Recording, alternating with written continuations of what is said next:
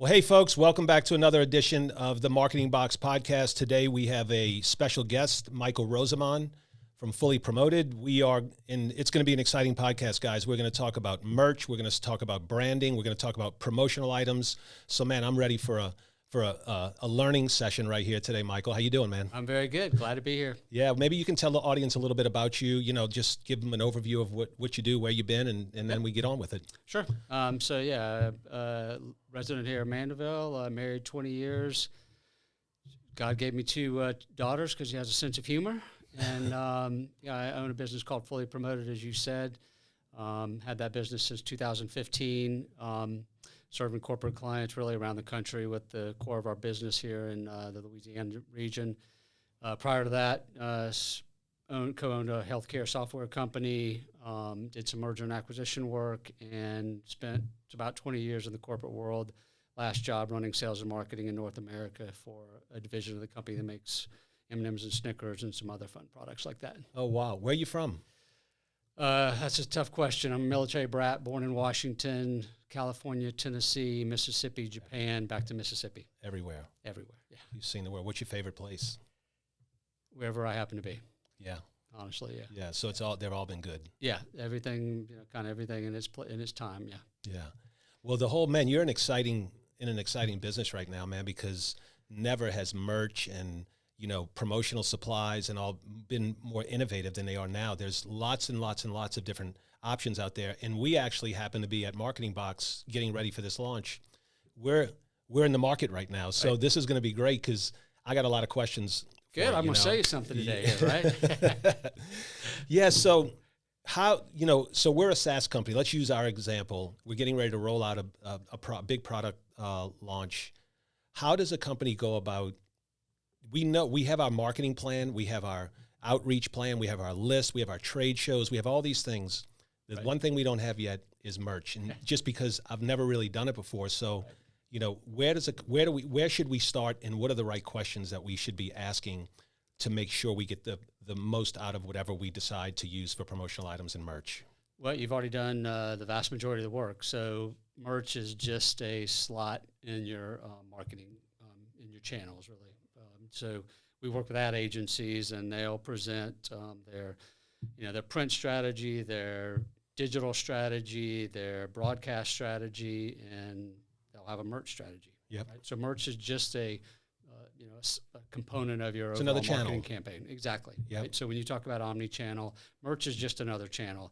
Yep. It's somewhat unique in that it's tangible. It's a usable thing. When used properly, it's something that the recipient will actually use and carry sometimes for years. Yep. Versus other things which may just be sort of, a 15-second spot that they may or may not remember, and you have to just keep beating them over the head with it, right? Yeah. So what are some of the things you look at? I know when we used to do some promotional stuff, we'd build products that we thought would earn some real estate on the desk. Correct. Whether it's a calendar, whether it's whatever these little gadgets are, so are those the kind of things that we should be thinking about? And are those the strategies that typically work the best?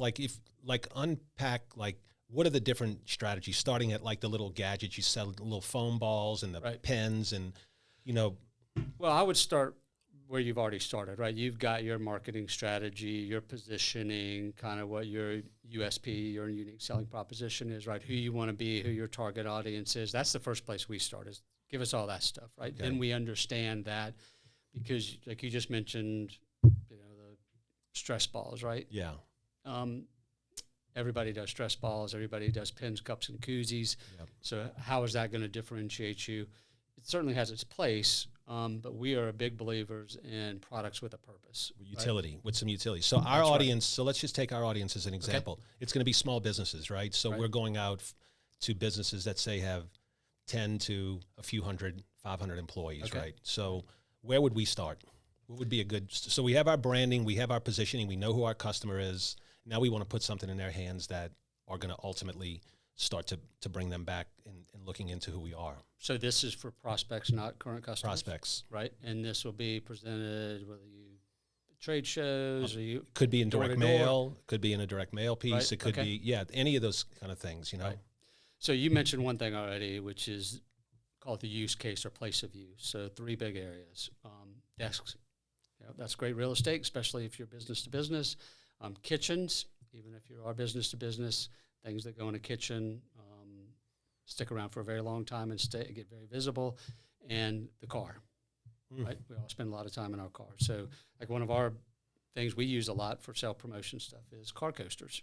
Okay. Right? Yep. Because they're there all day, every morning, right? You Yeah. put that cup of coffee, it's sitting there. Yeah. And we all know the how brand images stick with you, right? Whether it's on a billboard or print or whatever, the colors and the theme, not necessarily the message, but just that logo, right? You know, you can look at a logo on somebody's hat and know that brand. Exactly. That's when you know your branding's worked well. What about hats and merch and stuff? When do you typically introduce that kind of stuff? That's really for what, trade shows and? Well, apparel certainly for employees, right? For your staff. Yeah. Customers. Matter of fact, we were on a call yesterday with a customer down in South Florida that is an insurance company, and they're starting to provide a swag store, merch store for their clients and their brokers, right? So when they achieve certain milestones, or like a 5-year anniversary of their policy, they'll be able to go to this merch store and get some free stuff with the company's logo. Okay. Right. So they're investing in that branding, but they're going to now have customers running around with hats and sweatshirts and all that sort of stuff with their logo on it. So most of the people, so a lot of, maybe the way we're looking at the merch strategy is maybe a little bit different, that maybe we need to look at it as, once we have a customer, what is going to be that package that we get to them that will make our brand really, like, it'll be a nice little touch for them. Well, I think there's two pieces, right? One is that client acquisition, and then the other is current customer retention, right? So we all know it costs less money to keep a customer than it does to acquire one. So kind of two pieces. And then we are just, and this goes back even to my corporate days, I've spent millions of dollars on merch in my corporate days, and I frankly didn't like it because there was a lot of junk. I hate to waste things. I hate to waste time, money, talent. Certainly don't want to be handing out product that's going to go from the trade show booth into the bag. I have personally left so much stuff in hotel rooms for service staff. Yeah, right? Same thing. Yeah. And I just hate that. Yeah. Right? It's just a waste of so many things. And it doesn't represent the company that gave it out very well, because you literally just threw money down the drain. Exactly. Right? So, and frankly, the industry's starting to move to more premiumization. There's much more retail brands in this channel than there used to be. Yeah, merch is a real big thing now, because you have influencers all of a sudden introduce a whole new ad channel where you can just send them your merch, and if they wear it, you pay them, and millions of people are seeing your brand. It's gotten a little out of hand in my opinion on some of that, but yes, I mean, getting stuff in front of people, things that are fun, usable, memorable.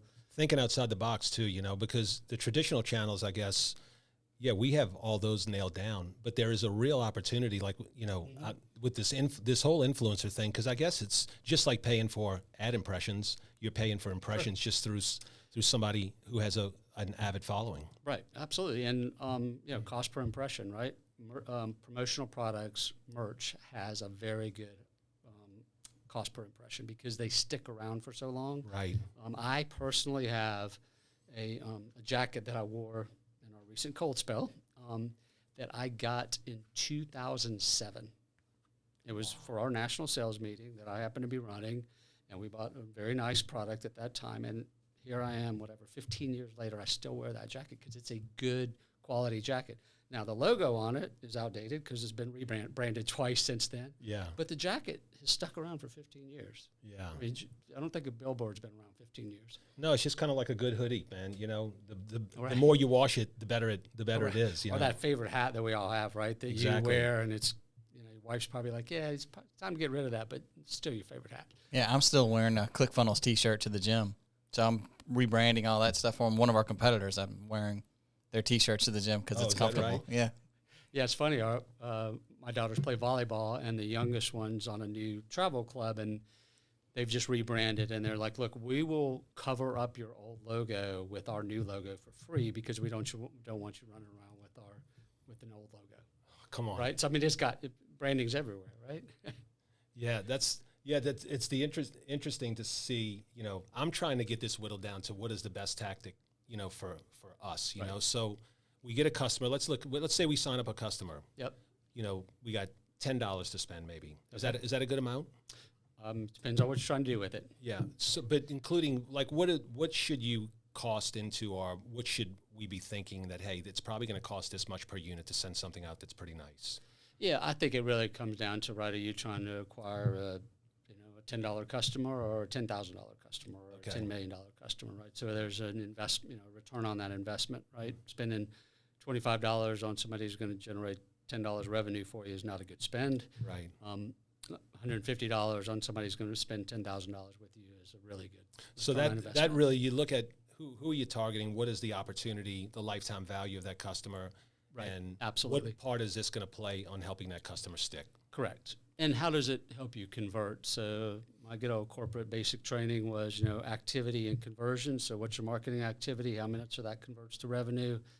Client life and throughput. How long do you keep the client, and how much revenue do they generate over that time? So that's kind of how you look at it. So the only way really to know is you have to throw some things out there, look at the market, and try to have some measurable components in that thing. Okay, we sent merch out to these people. We didn't send it out to these people. Let's look at those two sample groups. That would see be if one they way. stuck.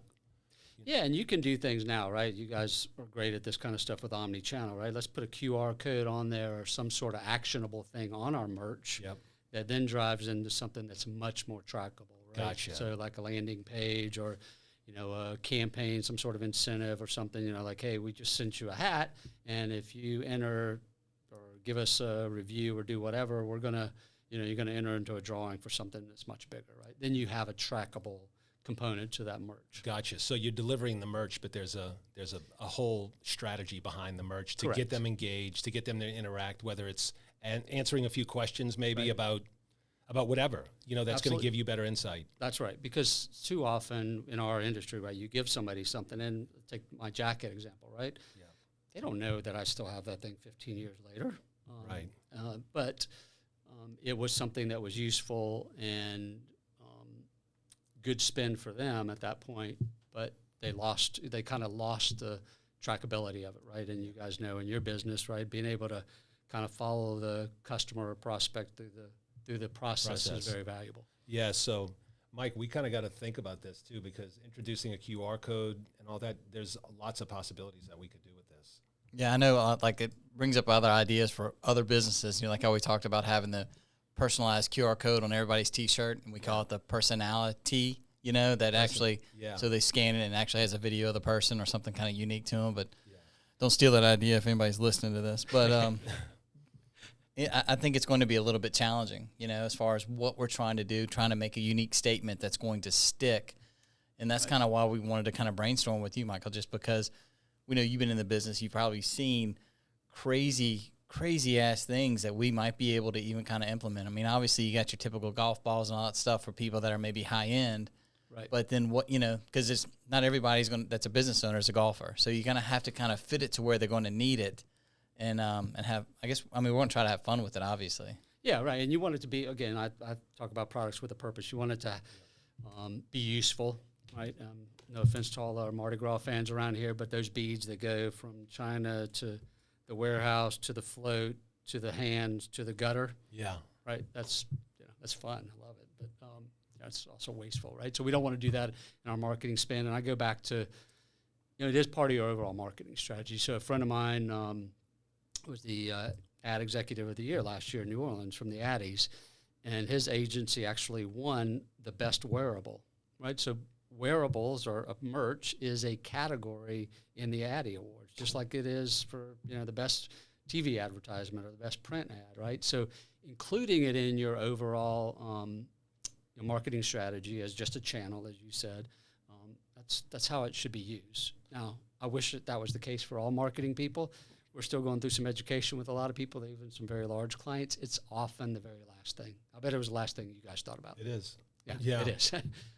So what about hunting, like hunters? So let's brainstorm a little bit about what products, for a company like ours. Let's say we have, I don't know, what is a good amount? We want to put something memorable that they're maybe going to keep and use, Well, and let's say the lifetime value of a customer is going to be a couple of $1,000s. Yeah. So, I mean, you can get something. So I'm just thinking about hunters, right? And maybe in a deer stand or a duck blind, right? Something that keeps them warm. Whether it's gloves, flashlight, knives, right? With some very nice knives out there. And what is it like knives? What do they range from, and from a cost standpoint? From a couple of bucks to as much as you want to spend. Really? Yeah, but again, I wouldn't. For that purpose, I wouldn't. A true hunter is not going to be happy with a $5 knife. Right. They want something that's going to stick around because they've got limited real estate with them, so they're going to want good quality stuff. Mm-hmm. But even in that case, right, there's some consumable things like maybe hand warmers, right, that aren't going to have that stick around capability, but it's going to at that useful. Moment, right? It's useful and it's very valued and appreciated. Yeah. Okay. Yeah. What about like wine bottle openers or something like that? That might actually be something if you could uniquely do it. That's something a little bit nice. Like they have the automatic ones. You can see them coming home. Hey, honey. Look what I got today, you know. And right. So, well, I mean, just with all the stress of having to own a small business, right. I guarantee you most of them drink. Wine. Yeah, most of them are drinkers. Yeah, and there's a way with your name, which is fantastic, by the way, with your brand name, right? There may be something you can do where it's actually a branded box, and it's almost like a little surprise in it. Or you could do a multi-tiered campaign where they get a larger prospect gets a box once every month or every 3 months or something, and each time it's something different in there. And it's not necessarily that case that it's it's a nice $50 item in the box. It's more like, hey, what did I get today, right? Yeah. What's it now? Our daughters talk about the unwrapping or whatever. They go through this whole process on social media now of, I just got this box, and do the unboxing. The unboxing, right? So you guys. You got a lot of play off of that with your brand. So maybe we look at this as having, I like that strategy, man, where we figure out something, but it's a campaign. Right. It's a campaign. Exactly. A multi-tiered campaign, right? It's not just a one and done. So prospects probably become a lot harder, right? Just because there's so many more of them. Like, how do you start to whittle down and select an audience? I guess same way you do anything else, select an audience, introduce a product, see what it does, and then go from there. Well, so for my business, I am very, very good at saying no. Okay. I'm proud of that because it's really easy to say yes. So I just went through the reporting this morning of this, of who you are trying to serve and what they value, and then being clearly focused on that and saying no to everybody else. I mean, you asked me when I came in this morning about our location, right? We moved the location of our office because it was driving the wrong kind of traffic. We don't want walk-in traffic, honestly. Right. So our location was a component of our marketing strategy, right? Because it was not the right location for the type of business we run. Mm-hmm. So if you know who your target prospects are, if it's small businesses that number of employees or what industry in, what vertical they're in, then you can start to narrow down. Okay, what kind of products may they want? Gotcha. And what are some of the most popular products? Like, what are the ones that you suggest when people are coming in and saying, I have no clue? Can you kind of guide us? Here's our budget. Yeah, so drinkware is extremely popular. Koozies? We all have that bag or box of koozies somewhere in our house or garage, right? Yep. So if you're going to do a koozie, how do you make it different, right? So now there's koozies that have the ice. You put them in the freezer. Yep, they have those. They've got them where you can stick got a pocket for your phone. They've got one now that has a magnet on it, so you can stick it on like a metal pole or something. Could you shape one like a box? What's that? Could you shape one like a box? You could, but there's no square beer cans or whatever your other beverage of choice is. Maybe it's a sippy cup koozie. Yeah. All right. I think so. You're touching on another component of the business, right? There's the off-the-shelf customized products, if that makes sense. So we can take any blank hat, put any logo on it. Yep. But then there are products that we do for clients that are truly customized from point of manufacturer, right? So an example we used for a local beer company was they wanted a lava lamp in a branded box for one of their best-known brands, for one of their best-known beer brands. And okay, we can do all that. We can make the lava lamp branding, all the stuff on it with their colors and logos. The trick was they wanted the lava to match their PMS colors of their logo, which were purple and lavender and blue and all this stuff, and we were able to source that. Wow. Right? So that's a whole nother level of spend, but we can go that far in your merch What's strategy. the minimum spend on something like that? It depends, but you're not going to get under 5 in total spend, and typically above 10,000.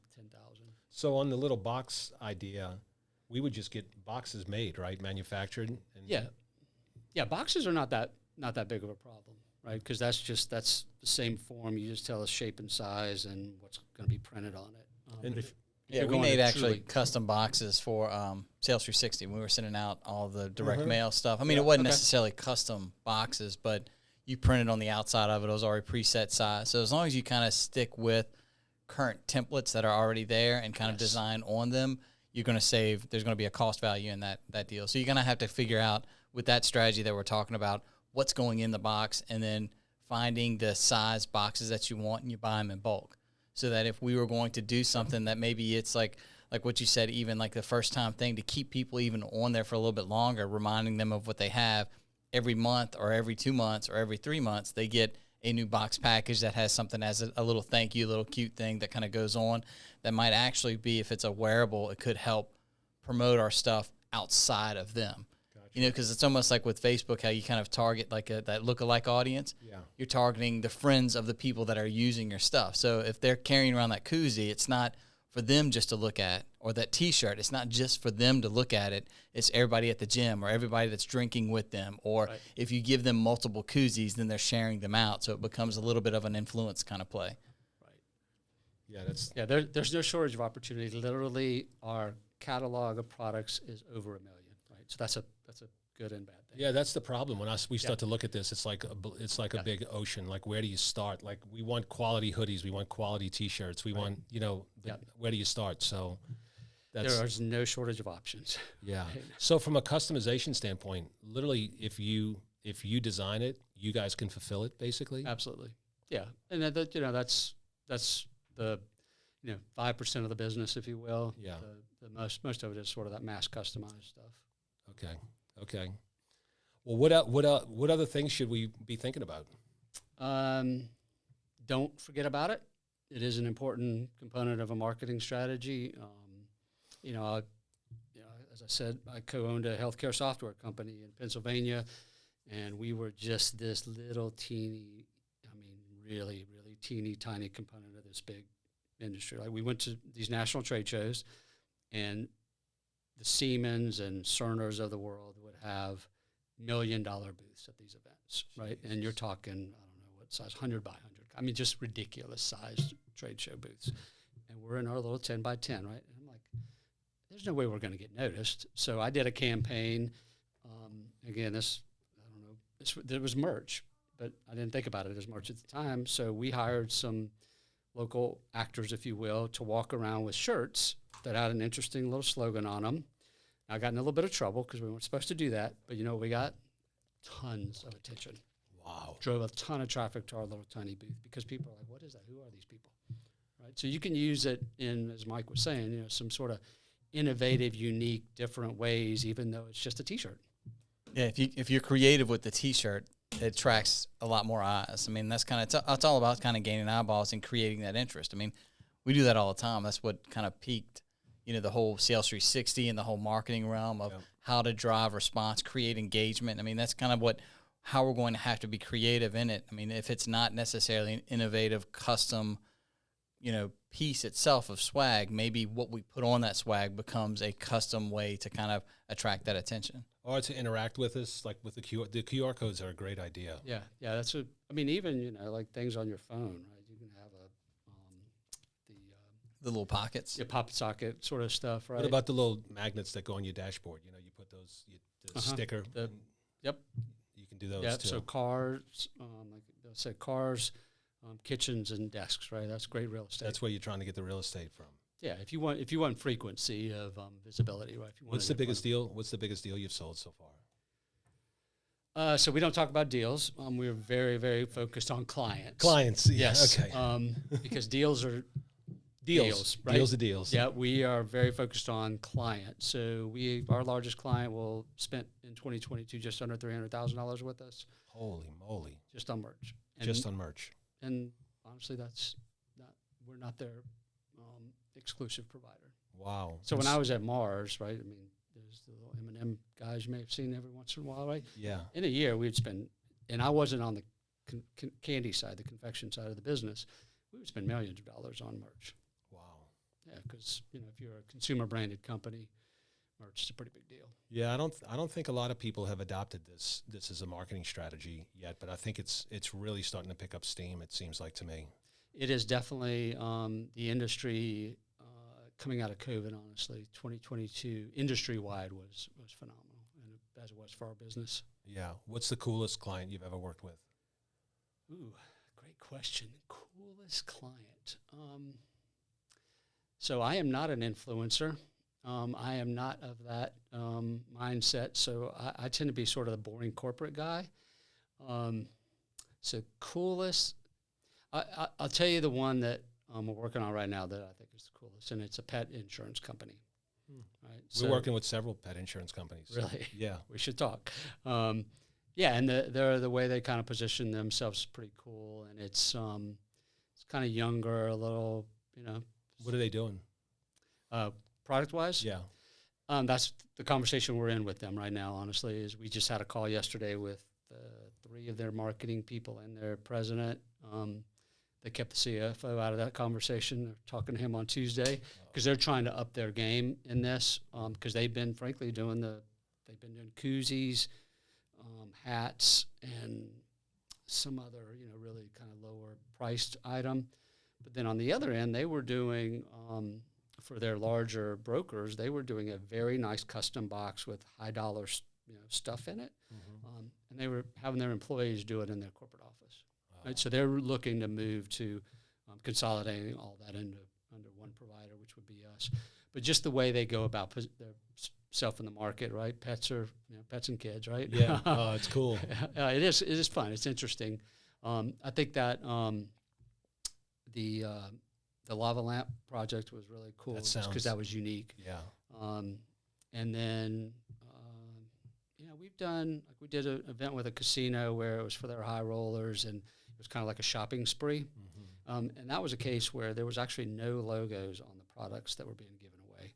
So the example I use is when I hit 1 million miles on Delta Airlines, I got to go to a website and order my reward for hitting 1 million miles, right? And it was what I chose was a very nice Toomey rolling bag that I still use, right? 10 years ago, I got the bag, right? Yeah. And I still use it. It's a very high quality product. Doesn't have Delta's name on it, but it was from a Delta branded site, which is kind of like the sites we run for our customers. And I always remember and go on podcasts and talk about Delta because they did that, right? So it doesn't necessarily have to have your logo on the merch. Oh, interesting. Interesting. They'll remember that you got it from where you got it from. Absolutely. Yep. I think that has something to do with too, and like an earned prize versus just a given prize, because then you've kind of did so much to earn it. It's like, I got this, you don't, kind of thing, and you know exactly where you got it because you really had to work to get that kind of piece. Yes, trust me. If you fly 1 million miles, you've earned it. But we talk about in our incentive and recognition programs, which is part of what that is, right? There's milestones. You hit your 20-year anniversary. There's safety awards. There's sales performance. There's loyalty awards. You've spent X amount of revenue, dollars with us this year. There's all sorts of things you can use it for. That's not just for kind of when we opened, we talked about prospects versus current customers, right? So that's incentive and recognition is sort of the current customer. Current customers, ClickFunnels actually does this. Not only I think they have award bonus where you get different T-shirts after every so many months or something like that, but they actually, I see them promoted all the time on their social media that this person earned this much money, and they get almost like it's like a golden record that they're able to put on their wall. It's like, oh yeah, I reached this milestone, I reached this, or how many they have. So, that's something that you could think about too, as far as one, it becomes a socially promoted type deal that one of our customers made this much money. So it's like a little bit of a testimonial, but you're also giving them the ability to brag about. Maybe there's triggers that we can set up in our system that when they reach a certain threshold, it just triggers that this is a gift that goes out to them because they've spent this amount of dollars. Yeah, maybe it's a golden box or something like that kind of fits with the whole brand and all that too. Yeah, right. And then those clients, posted on their social media, hey, thank you, MarketingBox, for this great gift. Yeah. We just took a family trip to New York for Christmas, and one of my daughters had this little stuffed animal that she was taking, and the stuffed animal went to all the same places we went, and she took pictures, and it's on social media, right? So you probably have seen that people taking branded stuff around, and hey, we saw the logo in Tokyo or whatever. Yeah. Right. So there's a lot of ways to that's the other thing about this product. The merch is a portable product for the most part. Right. So if you're wearing that hat, wherever you go, if you take that hat with you, it doesn't matter. You can get international exposure if you. Yeah, maybe pets too, because what do they say? 70. We're working with K9 and all now. 70%, I think, of U.S. households have a pet. What if you send something that's for the pet or for the kids? That kind of thing. Because then it has now daddy or mama's bringing home something to the kid. Look what got sent to us today. And that's the other thing you can do. It's a little harder with custom products, but I'll give you an example. A supplier of ours that we spent a lot of money with in 2022 asked me, he said, we'd like to send you a gift.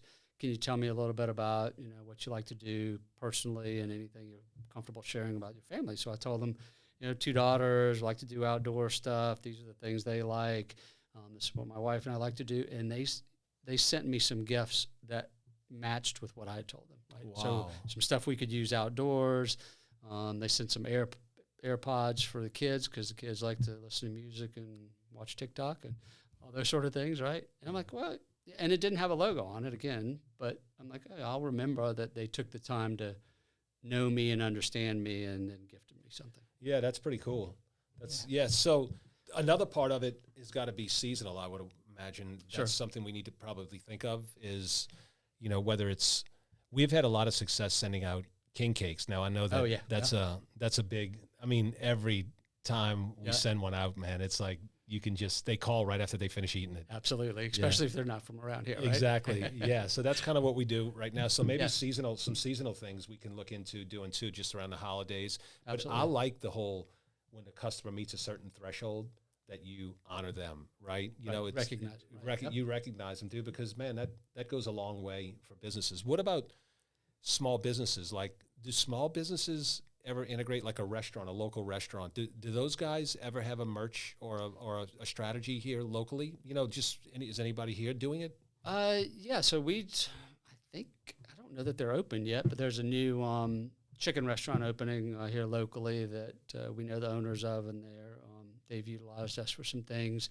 And there was some conversation between finance people and other people in the company about cups, and the non-financial people were like, look, we need to get good branded cups because those cups are going to leave the restaurant. They're going to go home. They're going to be used all over the place. Shoot. Yeah. And, from the financial side, right, they are thinking, well, that's more cost and we're going to use more cups because they're going to, right?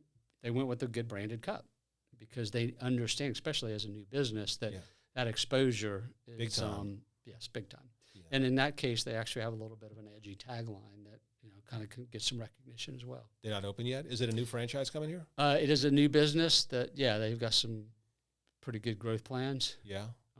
Are they other places? Can you mention who they are? I think so. Yeah, they'll be happy if I do. Probably Redbird. Redbird. Yeah, it's called Redbird. It'll be in Covington off of 22. Okay. And so what is their unique selling proposition? How are they different? So it's bone-in chicken only, and they've again kind of goes to the whole merch piece. Like they'll have I'm gonna not remember this, but like their all their sauces, they've got a cool little name for their sauce bar that's poultry oriented, and I can't think of the name of it. But they've taken it goes back to look, merch is just a component of your branding. In that case, they have to have cups, and they could choose to have cheap unbranded cups. They could choose to have reusable in-house only cups, or they could choose to have reusable take-with-you cups, right? And they went down the path of reusable take-with-you because they understand, again, number of impressions. Yeah. Right? So what made you, man, it's a fascinating business, dude, just because there's so many different components, dude. You got a catalog with however many thousands of items, dude, and people are coming to you. I would imagine just like we are, have no clue what they want, how this works, what to spend. So what made you want to, you were in the corporate world, and then you like walk me through the whole process of buying the business. Like what went into all that stuff? Well, I am very fortunate to have worked for two really, really good companies, both privately held. One was about $300 million, one was about $30 billion, but family owned and family managed in both cases. So Mars is still family owned, for those who don't know that.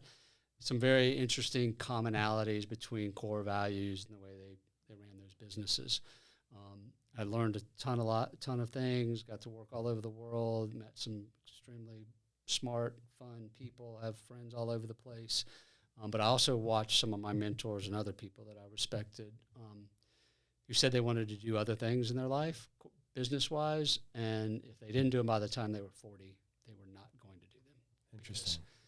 Kids, mortgage, comfort, right? Yeah, sounded good when I was 25, doesn't sound so good when I'm 40, and I knew if you don't get out by 40, your chances are, slim at that point, right? I mean, you could do it, no problem, but people just choose not to, right? They kind of change their objectives, and I always wanted to do my own thing. Yeah, I wanted to live where I wanted to live, and run my own. Say what you want to say. Right. Do what you want to do. Right. Make the decisions. Have the accountability. Right. But make the decisions. So I left the corporate world in a couple weeks after my 41st birthday. So I didn't quite make it at 40.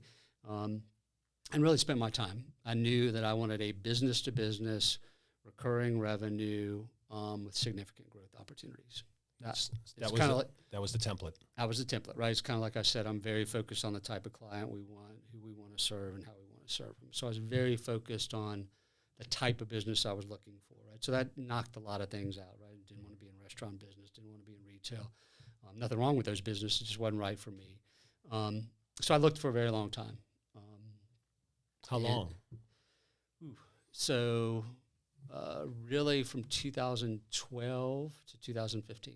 Wow. So this was, I like to talk about these things because nothing is ever easy, and you said something, you worked in this corporate world. I've never been in the corporate world, but I know people who have transitioned from the corporate world and they had that itch, just like you had the itch. We think that everybody has that itch. Oh, but I agree. Fear keeps them from going. And that's really what our mission is with MarketingBox, is to unlock that spark, that potential that everyone has had those conversations. Man, if I was my own guy, if I knew this is the way I would do it if I wanted to. Well, there's a lot of fear in going and starting your own thing. You are an experienced corporate guy, so you had this really great foundation. Is that pretty, are you the norm in the corporate world? Like guys are always itching to get out and do their own thing? Because that's not the way I always understood the corporate world. It looked like you went on that track and you kind of stayed on that track. I think there's a mix, right? There's people that is their lifelong dream, and I have good friends and know lots of people who are extremely happy, making very good living, and they're living the dream they wanted to. And then there are those who say they want to do something else and don't do it, and nothing wrong with that because they still do very well for themselves and their families and customers and employees and all that. And then there's those that say, I want to do it, and then they make it happen. I'd almost kind of tie it back to the marketing piece, right? I've seen people in sales and marketing hold back almost out of fear because they're like, what happens if this is successful, right? So if you do some MarketingBox initiatives, right? Yeah.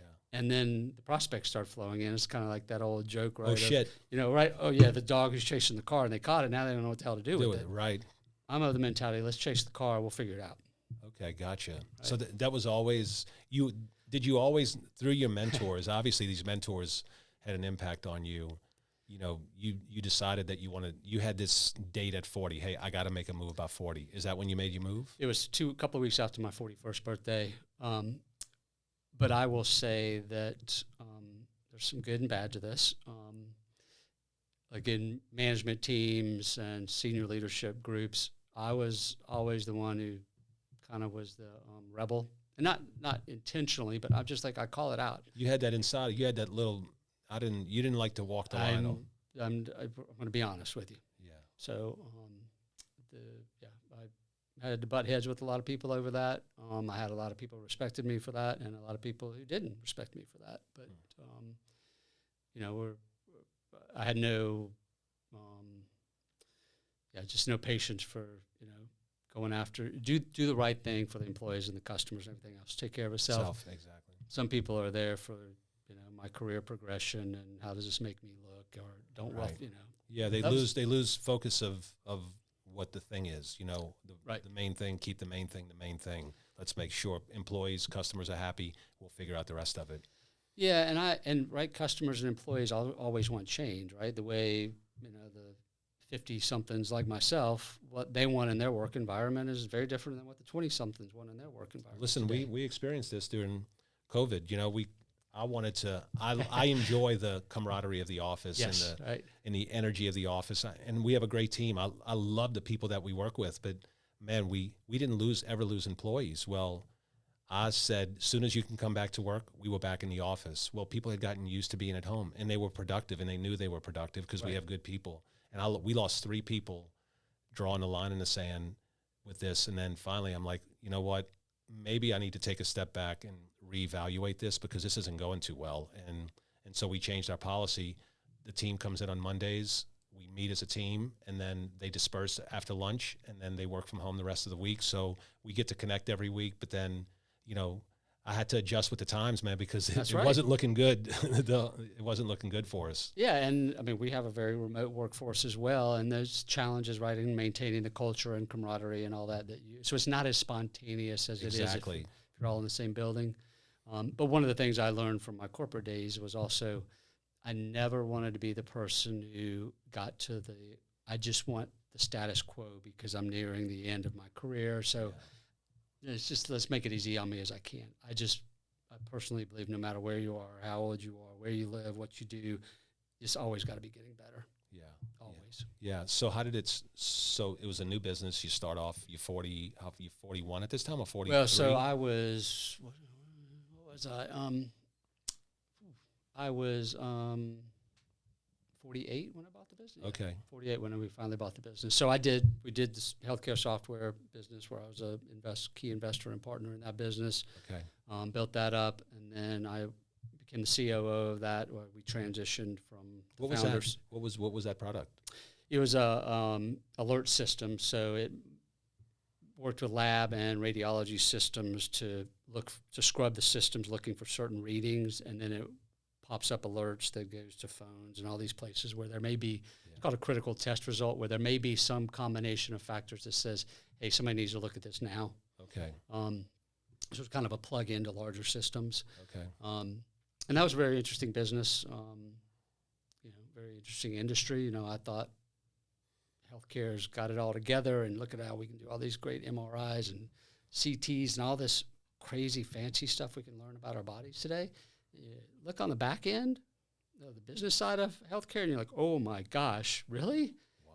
What industry do you know that still uses fax machines? Just antiquated. Healthcare. Yeah. Right? So it was really interesting business, great experience, totally different from my corporate days. Then I did some, I was on retainer to do merger and acquisition work for a $15 billion company that I had done work with in my corporate days. And that gave me really the flexibility during that time to really seriously look for a business to buy. Gotcha. So I found the businesses that were in my box, template as you called it, and then just do the due diligence. These things. You look at a lot of things and kiss a lot of frogs, and a lot of them don't work out for different reasons. Yeah. But this one had all the components to it. It's become a total turnaround. Honestly, probably 95% of the customers that were there when we acquired are no longer customers. You went in a different direction. Yeah. Yeah. Right. Yep. Well, we knew where we wanted to go, but we could kind of get there from where we were. And how long? So you open your business, you hang your shingle. Walk me through the first year or 2 years. What went into all that stuff? What are some of the challenges that you encountered that you didn't expect? And things always take longer, more money than you expect, at least more than I expect. And my wife would crack up because that's even around the home projects, right? Oh, yeah. I won't take that long. It always takes longer than I say, and more money. I think it was really the pace, right? And I'm also, so I was, again, talking with somebody about this morning. The very first meeting I had with employees that had been there for 10 years had no idea what the revenue of the company was. They really had no visibility other than just come in and do your job. First meeting, I'm like, here's where we are. Here's what this business has done in the last 10 years, which has been flat, by the way, up and down, but relatively flat. Real world, that gets you fired, right? You got to always be growing your business. And I said, and this is what we want to be known for. This is where we want to go. This, it's going to go in stages, and really lay that plan out from there, and then constantly measured where we were against that. Certainly obstacles, who didn't see COVID coming. Yeah. Right. And literally had to get my employees on the phone and say, listen, guys, I don't know what's going to happen. But in our business, right, did anybody go to trade shows in 2020? No. After March, whatever, 2020? They did not. No, the people gathering business got shut down. Completely, right? There was a point where I said, look, we may have to lay people off. I have no idea. I mean, we literally could have $0 of revenue now. That was nowhere near the case, but I'm like, I don't know, right? On day one, I had no idea. Sure. So you can't plan for those sort of things. There's always, ups and downs with, kind of an outtake of COVID issues was supply chain. Yeah. Right? Stuff that we used to be able to get kind of probably were spoiled that we always could get quickly, and now we can't. Yeah, my brothers import a lot of stuff from China, whether it's gadgets, pull tabs that go on direct mail pieces or other things, and just totally got shut down. They had to figure out how to manufacture them in-house. Right. Yeah, there's, I know a beer company in Hammond, they ended up having to redo where they were, instead of buying printed cans, they ended up having to buy labels and put on blank cans, and they had to buy new equipment to be able to do that because they couldn't get the printed cans anymore. Right. So it's just things you can't plan for, right? You have all this great strategy and SWOT analysis and all this. Right. And there's always that thing on threats of things you don't know about. Things that like natural disasters. Right. Exactly. Yeah. So trade shows, I guess, are a big component of your business. Absolutely. Yeah. Yeah. And one of the interesting things that's come out of COVID and the labor challenges that have come out of COVID is we work primarily with marketing, sales, and human resource departments. Okay. So human resources had to become almost like a marketing department now, right? Because they have to, it's almost what we're talking about, right? So for new hires, they had to work harder and spend more money. And guess what they did? They used merch as a component of, whether they're going to a career fair or they're sending an offer letters. People started putting swag merch in with offer letters. When you're hired, the new hire kits got to be a lot better, right? When you hit a milestone, when you hit an anniversary, your merch, quality of your merch went up. It's been really interesting. So what we talk about internally is human resources had to start acting like marketing. Amazing. Yeah. And that's what you saw pretty much across the board? Absolutely. Absolutely. Yeah. Wow, that's interesting, man. Yeah, because when the people stop, if you're in the people gathering business and then all of a sudden nobody can go anywhere, it's like you got to pivot. Where's the market going to go? And it looks like you found the opportunity in that. Yeah, and I think that's it's certainly was a big driver in 2022 as well, continued, and I think it's going to be there for a while. I think that's what people don't understand this when they jump into business. You can pretty much guarantee, they say expect the unexpected. You can almost guarantee the unexpected is going to happen. So that's why it takes so much courage for somebody to jump out and hang their shingle, man. Because I think 3 out of every 4 small businesses, don't make it. 75% of them don't make it. Yeah, that's true. So so you, you guys have been through this, right? The other part of that of taking the risk is taking feedback. Yep. Right. So your name came out of a piece of feedback, right? Piece of feedback. Yep. Right? So you got to be willing to listen to people and take sometimes some tough love. Yeah, big time. Yeah, there's no doubt about it. So Michael, also I know you had mentioned that and we hadn't really dove into this, but I'm saying this because we're about to be part of a huge trade show in a couple of months. Right. So I just kind of want to get your insight on what would be a good trade show strategy. I mean, what do we need to look at? I mean, I think some of the things as far as from a marketing mind, I'm thinking, all right, what competitors are going to be there? What's the audience that's going to be there? So we need to look at, but I'm just wondering, like, size of booth, cost analysis, what we're trying to look at. So what are the breakdowns that we need to start thinking about as far as even trying to, what type of booth, like when we're talking about being mobile. Or should we buy, Oh, right, the actual backdrop and all that. I think so, right? So you can buy really the whole everything. trade show booth if you want and package it up and flat pack it to wherever your trade show is. Yeah. So do you recommend that in the beginning, or is it better to rent? Well, actually, we do. We have recommendation on there that's much different than when I used to do that as a very young business guy in sales, where you had these big old things, heavy backdrops that you had to tote everywhere. So now there's ones that can fit, I don't know, 3 feet by 18 inches by 18 inches. Anybody can put together. You don't need a electrical or a civic engineering degree to figure out how to put the booth together. And then it's called a pillowcase. So think about sliding a pillowcase over a frame. Oh. And we use them a ton because it's easy to just change the graphics on that pillowcase. So you could have one frame and 3 different, depending on who your target audience is at a trade show. Different sleeves that go on. Exactly. Yep. Oh, okay. And they're very inexpensive compared to some of those. And what sizes do they come in?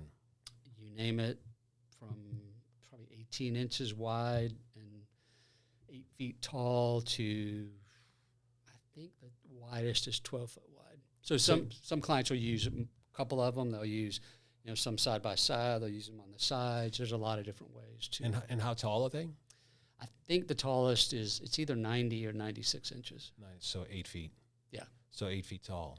So how does that relate to a 10 by 10 booth? Because that's what we do, a 10 by 10 or a 10 by 20 or a 20 by 20. That's what we're looking at doing. This wouldn't accomplish a 20 by 20 booth, right? Well, you would do too. You do right? too. And some of them actually connect together. There's a lot of different things. We'll have to look at some pictures of these because I'm not sure what that even. I don't think I've ever seen that at a trade show before. Usually it's these big structures that they're putting together at NADA or at the Postal Forum, big National Postal Forum sale. One of the things we were also thinking about doing was almost like trying to replicate the podcast booth as if we were to get like a 10 by 20 or something that was a little bit bigger, have a 10 by 10 selling machine and then a 10 by 10, right there next to it with the camera set up to where you almost kind of have like, as you can bring people in almost as an attraction, like, hey, our podcast is rolling, you want to jump in? Yeah. So there's, I'm not a trade show fan as a participant. Neither am I. Right? Yeah. Because I've stood in booths way too many years. The ones that always seem to do good have strippers that are walking the aisle. Those. That's the one. One of our clients at the NADA show every year. Mm-hmm. They always knew they had the Playboy bunnies there. Yep. Whoever was the Playboy bunny would be there, and their booth was packed the entire time. Well, see, that's kind of where I was going with it. Is right, first, what's the purpose of going to the trade show, right? Well, a lot of my current or prospective clients are going to be there.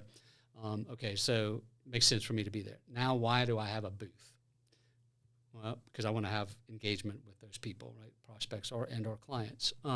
Okay, so what do I have to do to get them to my booth? Yeah. Right? Because this goes back to my healthcare software example, right? We were just this little tiny thing. Experiences, and something, if your product or services. Experiences like a party. But experiences you can customize, right? So no offense to MarketingBox, but there's other people who do what you do. Yep. Right? So you don't have that, next new innovative, you don't have the iPhone. Right? You'd get a lot of traffic if you were coming out with an iPhone back then. We have a couple of special features that I think would be a big attraction. So you're going to market that secret sauce, so to speak, to try to get people there. But when you also have to have something else, like I think that, because when you were talking, I'm like, why would you guys need a 10 by 10 booth? More than a 10 by 10 booth, because you don't have anything really to display. Right? Nope. You're not selling stuff. You don't have tangible stuff. So all you're doing is posturing.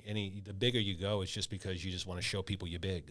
Well, But if you're using that space to create an experience Yes. that's different and unique, because here, look, if that setup over there is in a booth, and I'm walking by and there's 10 booths on this side and there's 10 booths on this side, we all know that look when you're walking down aisles. Yeah. Oh, right? yeah. You're like, No. you don't want anybody You're looking to for talk the to place that's the most inviting. Like, which Yeah. one's the most welcoming? and you don't want anybody to talk to you because you don't want to have to stop unless you want to, right? Yeah. So if you had something like that, that does increase your booth costs, but it's unique, different, it's going to catch attention, even if they don't know what you do. They're Well, gonna be hey, like, the trade show booths I always visit are the ones that have the most people.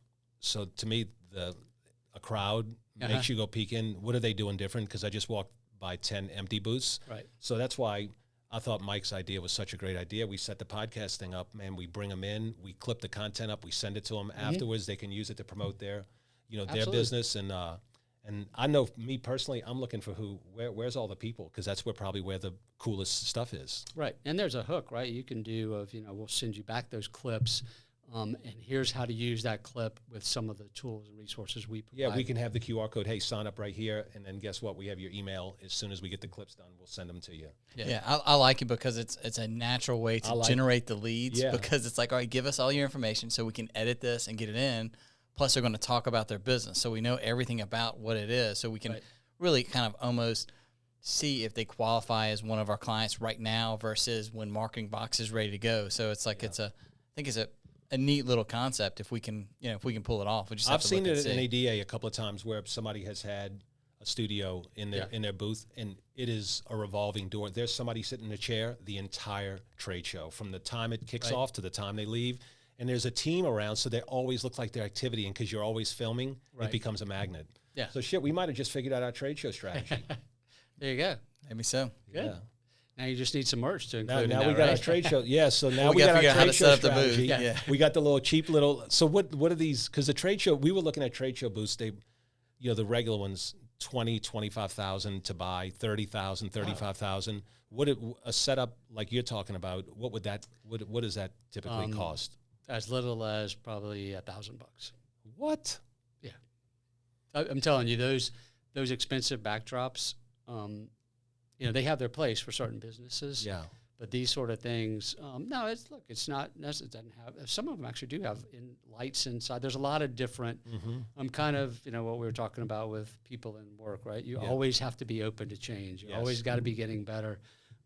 So there's a lot. There's expense and. Shoot, that sounds like good to and me. portability Yeah. in those trade show things, right? That's been a challenge. So good companies are how do we make it less expensive and how do we make it more portable? Yeah. Right. And I think we have that 10 by 10 booth over at YPP, don't we?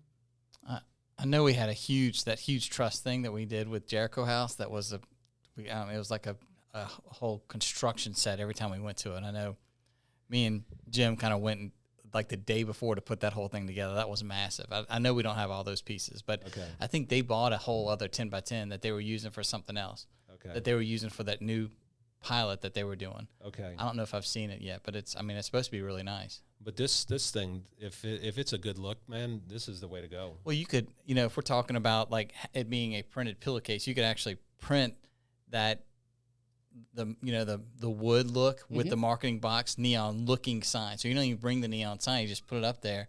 It'll look the same on the podcast. It won't. You know what I'm saying? It won't look any different. You just bring all the equipment with it, and you have. So it almost mimics this. Yeah, that's what I'm saying. To because imitate some of that that stuff's photo quality stuff now, Exactly. right? Printing they can do. You definitely have a lot of options. Yeah. Yeah. Yeah, not to give it away, but that's really not wood. That's a printed panel anyway, if you felt exactly it. right. But nobody knows the difference when they're looking at the podcast. Yeah. They're not going to know the difference.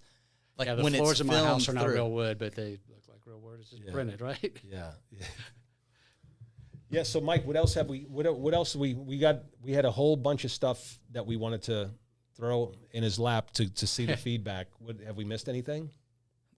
Not that I can think of. This was, I think, really good as far as that part of it. If you had advice for businesses just looking to do merch, where would they start? How, again, I guess we can almost break down some of the things we just said, like almost in a snapshot. Like, what are the first, step one is look at your audience. I start with the beginning. Yep. right? Which is your marketing strategy, right? Who are you going after? How are you positioning yourself? I mean, if you're not going to, even when you're going through logo creation, right? You have to think about where are all the places I'm going to use this logo. I mean, one of the issues we run into with smaller businesses that may not have marketing department or ad agencies is their logo looks fantastic when printed, but can't be used in a lot of other situations because there's just too much stuff going on. Yeah. Right? So think about all of the applications of your marketing strategy, and as we talked about, sort of omni-channel, right? This is how we're going to do it in digital. This is how we're going to do it in print. This is how we're going to do it in merch. Because I'm telling you what I think is the best ad agency in New Orleans, merch is in every pitch deck they do. That's wild. Yeah. And who's the best ad agency in New Orleans? Oh my God, he's going to kill me because I am completely Troy Cox at Brand Society. Brand Society? Yeah. Oh, nice. I haven't heard of those guys. Oh yeah, they. I know the trumpet guys are a big agency over there, and then there's what's the big one that's on? I got Peter Mayer and all Peter those Mayer, guys. Mayer, Peter yeah. Mayer's Yeah. So Brand Society does work for Acme Oyster House, Blue Runner. Those are blue chip New Orleans brands. Crystal Hot Sauce. Okay. Some quintessential Louisiana brands. Matter of fact, Troy, the founder of the company, spoke at an event. We do a client event every year, which I think I invited Mike to. And he spoke. We had two presenters, and he spoke on how in their campaigns they reach to the emotional connection with brands, right? So if you think about, and they have some fantastic quintessential Louisiana brands. Oh, big time. Yeah, and those are blue chips, man. Oh yeah, you look at the. I just ask you guys: have you seen the Blue Runner billboards? Oh yeah, right. Yeah. And you remember, don't yeah. you? Right? It gets to the heart of what red beans mean to people from Louisiana. Yeah.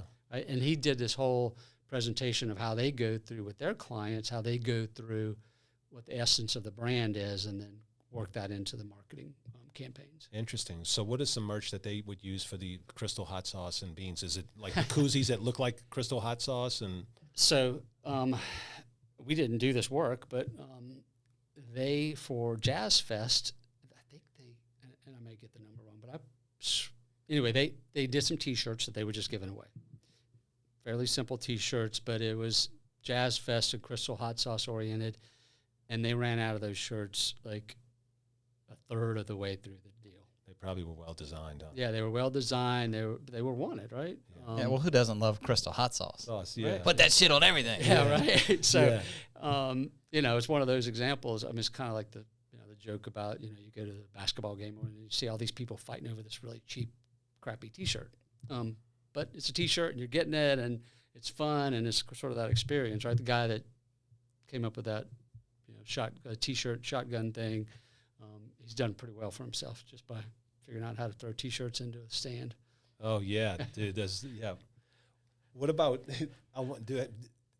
I don't know if I should talk about this or not, but do you have do you deal with adult companies? We do not. We do the cannabis industry is a big user of merch. Yeah.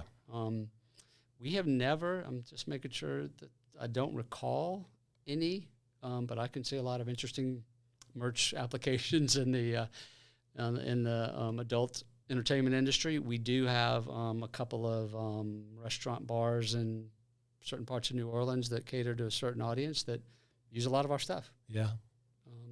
Is there any you ever get any really weird requests that people want to do?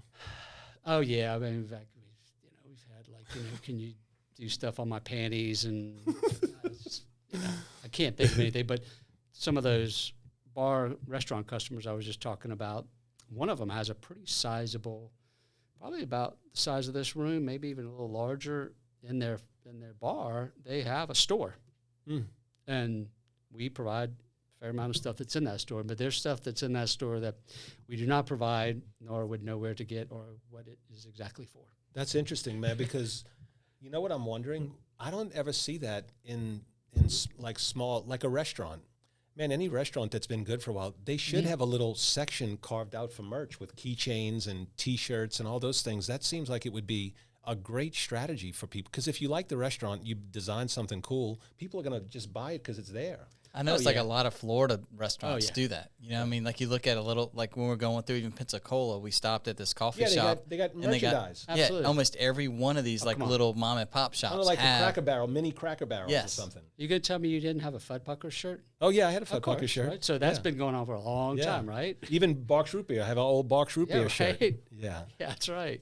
So, I mean, some of this stuff is not new.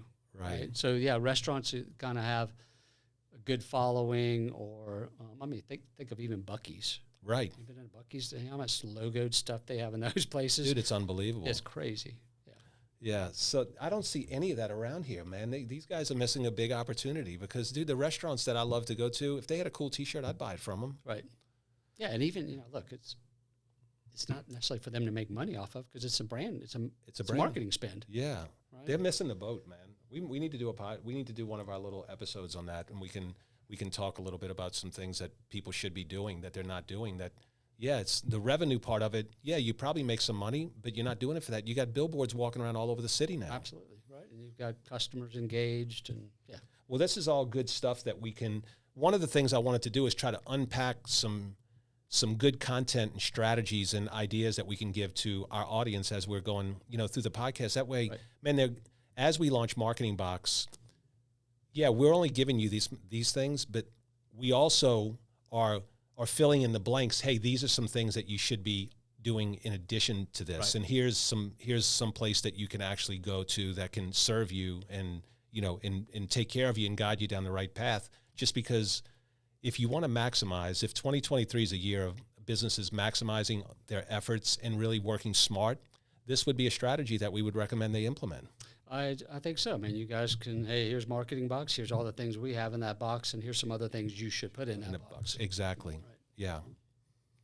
Well, shit, man. This was good, dude. Man, I am overloaded with. I'm trying to figure out what we're gonna do, man, because there's so many different options that we can go, and I want merch. We want something memorable to give to these guys. So we're gonna have to start digging in and looking at this product guide and see if we can start to fit. And if you have any examples of things that have been used in SaaS products going after small businesses, that fit in that, and maybe a prospecting strategy, a customer strategy, and then an event / seasonal strategy, I think would be the starting points. And when is NADA? NADA. Oh, NADA is just in a. Yeah, it's not. We're not going to NADA. Oh, so the first one would be in May. It's the it's the National Postal Forum would be our first trade show. So we have a little bit of time for that one. Okay. What is the lead time typically? Well, that's why I was asking the question, right? Because it's always longer than people think. Yeah. Because there's a whole, particularly if it's a first time or new thing you're doing, there's the conversation about what you're doing, what your purpose is, who your target is, all that stuff. Then there's oftentimes get some samples of the product. Then it's make sure it's in inventory or available in our current world. So we say at least 60 days. Okay. Right. But we try to push people to 90. Yeah. Okay. All right. So we actually work with our clients that that have just recurring.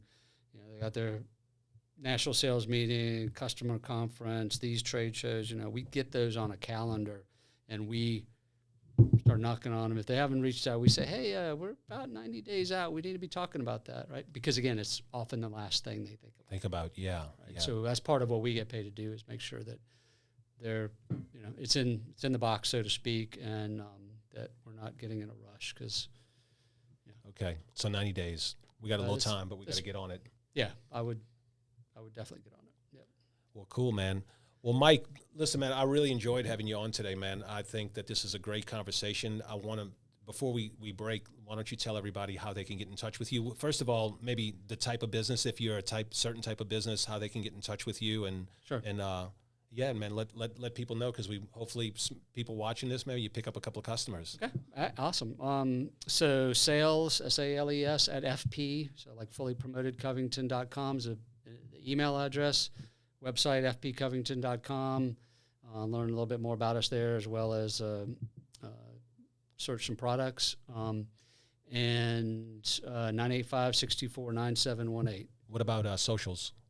So Facebook, LinkedIn, Instagram, and because my marketing person is not in the room and I completely and utterly push stuff off to her, I couldn't tell you all those, but I'm pretty sure it's at FP Covington.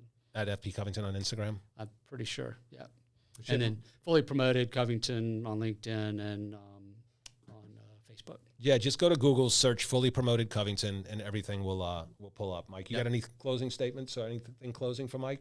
No, I mean, I really appreciate the time. I think you really gave really good insight. Man. I think some of the takeaways are, know your audience. It's almost like marketing, like carve out a piece of marketing. Essentially, I mean, the same way we coach everybody with marketing. It's know your audience. Look what the lifetime value of that audience is so you can gauge what you want to spend on that audience, and then try to find something that is not necessarily throwawayable. Like if you're going to spend $5, go ahead and spend 10 if you know it's going to last longer. Just like y'all talked about the t-shirts even lasting longer. So a nicer t-shirt is going to have a lot more value even than the cheap stuff, because if somebody else is wearing it, it becomes a billboard that's walking for you. So some of those things, that's what I got from this. I think it was a really great insight. Try to be creative, think outside the box, but carve it out as part of your marketing plan. It's not something that's just an additional thing, and start thinking about it right away.